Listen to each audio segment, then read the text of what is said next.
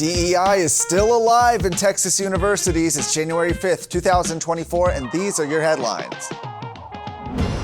After a new state law went into effect this year requiring all public colleges and universities to dissolve any internal DEI programs, stands for diversity, equity, and inclusion, well, a new report shows that many schools are circumventing the law by just changing the names of their departments. Who could have seen that coming, right? According to a report by the Federalist, 4 different universities around the state have skirted the law and changed the name of the departments to continue pushing leftist ideology. In August, the University of Texas at Dallas's president, Richard Benson, assured that no employees working in their DEI offices would lose their jobs. He promised a commitment to DEI goals. And additionally, he said that the department would go under a different name with the same actions taken by the previous department.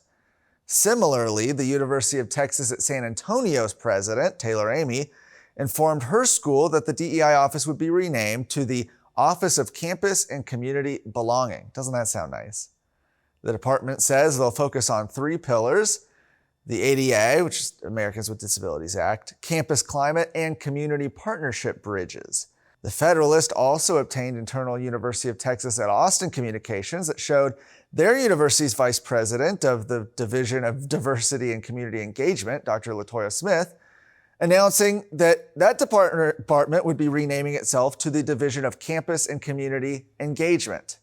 She also added that the department plans to continue to promote pro-DEI principles. UT Macomb's School of Business's DEI office was renamed from Outreach and Inclusion to Outreach and Scholarships.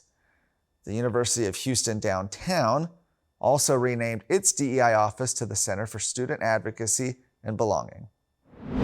Speaker of the House Mike Johnson applauded Governor Greg Abbott's border security actions as he visited Texas's southern border at Eagle Pass this week. He said at a press conference, the federal government, the White House, the administration, refuses to do it, talking about securing the border. So if you're the governor of Texas or a border state or any governor, you have the responsibility, the right, the constitutional authority to do the right thing and secure your people. Now, this comes as the Biden administration continues to attack Texas's border security efforts, most recently by filing a lawsuit against Senate Bill 4. That's the new state law that criminalizes illegal entry into Texas and empowers law enforcement to apprehend illegal aliens. Simultaneously, Texas border residents are calling for real action as opposed to the continuous press conferences and federal officials throwing tax dollars at the border without monitoring what actually happens to it. Instead, they want Congress to shut the border down. The struggle between the state of Texas and the Biden administration regarding the constitutionality of state-enforced border security measures intensified even just earlier this week when the U.S. Supreme Court was asked by the Biden administration for approval to allow federal agents to cut Texas's concertina wire fencing.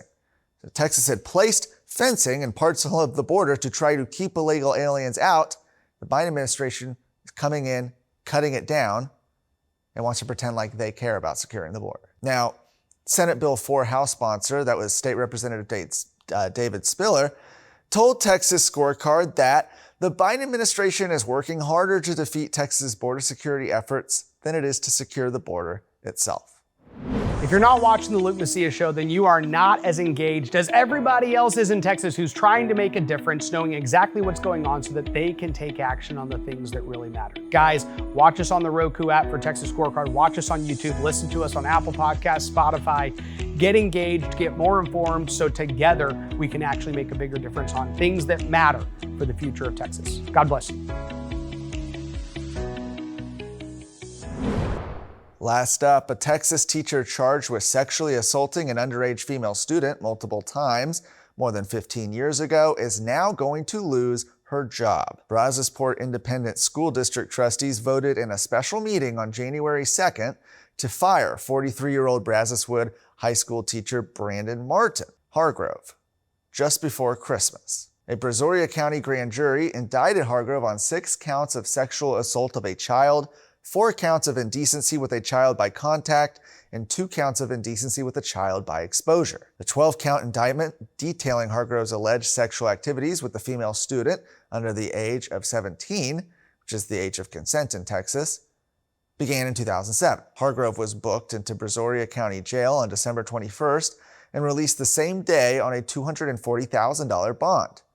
Police Chief James Fitch said the victim, who is now 30 years old, came forward in September alleging a sexual relationship with Hargrove that began when the victim was a 15-year-old student at the high school, continued for about 2 years. Texas has no statute of limitations for sexual assault of a child or indecency with a child. Police say the alleged crimes occurred off campus and they're not aware of any other victims at this time. Hargrove is among scores of Texas teachers charged in 2023 with sex crimes involving students and other minors. And in this case, it's important to note, especially for other districts where this kind of behavior happens, that the school board was able to step in, take action, and fire the teacher. For more of today's stories, head to TexasScorecard.com.